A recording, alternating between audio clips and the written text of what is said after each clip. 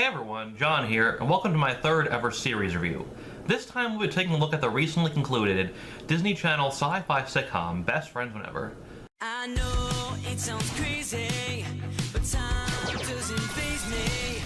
Ever since it lost its hold on me. Hung out till midnight, missed the curfew, that's alright. Then back to bed and right on time, you'll say, hey,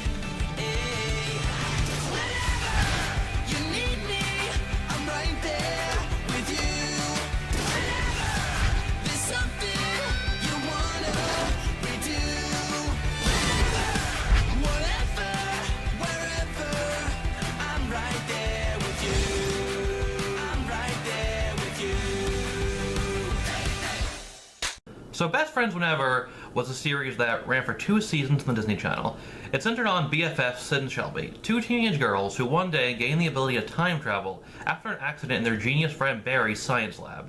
This whole time travel thing comes up in various plots, everything ranging from generic sitcom plot lines to big epic adventures. This show can be a little bit hit or miss, but overall it's actually pretty decent and one of the better live-action shows to come out of the Disney Channel in recent years.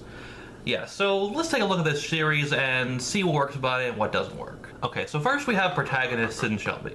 In the pilot episode of this series, Sid decides to move in with Shelby and her family after her parents move away to Peru. Now, the two of them have been best friends ever since they were in kindergarten, and needless to say, their friendship is one that's very strong. Yeah, the importance of friendship is actually, probably the main theme in this series, and, the show handles it very well, but we'll get more into that in a little while. I would say that Sid and Shelby are both good characters. They both have a certain likability to them, and they really do feel like real people who, care about each other a lot. Why didn't you tell me? At first I was afraid you'd be mad that I went. Then I was afraid you'd be mad that I lied. And now I'm just afraid you'll never forgive me. And one thing that I really appreciate about the way that they're written is the way that they're written in a way that they're different enough that they feel like their own characters, but they're also similar enough that you can still believe that they'd be friends. A lot of shows and movies about children can kind of go too far in one way or the other, but this show finds the right balance. So it's got that going for it, which is nice. Next, we have Sid and Shelby's male friends, Barry and Naldo. Barry is a genius scientist who's always trying out these crazy experiments. And, after watching the show a little bit more recently, it occurred to me that he might just be my favorite character. I don't know, I think I just kind of find his intelligence and his kind of quirkiness that can come from that to be kind of enjoyable.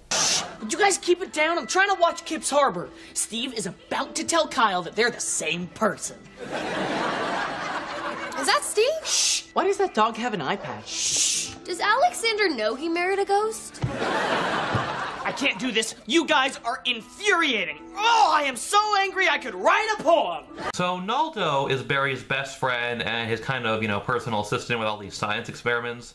Naldo reminds me a lot of Dez from Austin and Ally with kind of how he looks and how he acts. In some ways, Naldo is kind of just your typical idiot character, but he also has just this weirdness to him with the way he acts and the way he talks that could just be really funny.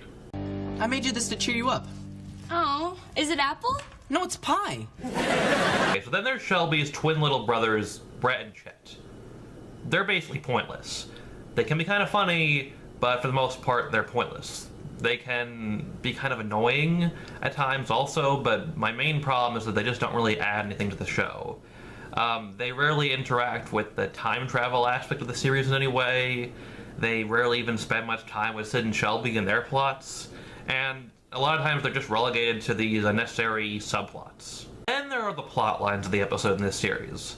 A good amount of them use the time travel aspect to, like I said, create relatively simple plot lines, like using them to go back in time to cheat on a test, or using it to go back in time to give somebody a better comeback. We're so good at comebacks. We'll find the perfect line, hit you with the bestest, even if it takes a lot. No, wrong Disney show, we'll get to that another time. But anyway, these simple episode concepts, they can usually be enjoyable enough, and they can create for some funny situations and dialogue.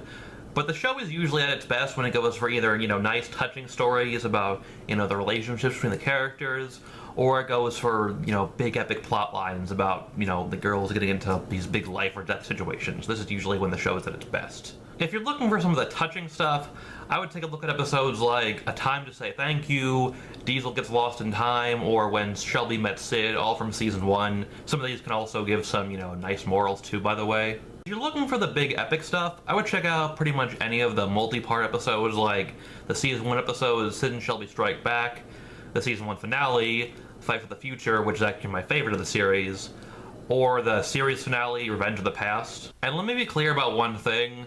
There aren't that many episodes of this show that I would actually call great, but a lot of the time it actually can be really good. But I mean, I guess the main problem with this series is that sometimes it can just be kind of lackluster. Sometimes the jokes just aren't that funny. Sometimes the stories just aren't that interesting. There's plenty of episodes of this show that I would just call okay. But overall, I would still give this show at least a mild recommendation.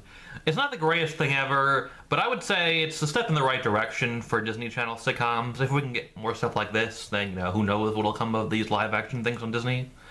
You can currently check out the first 2 seasons on Netflix if you live in the US, maybe other countries too, I don't know.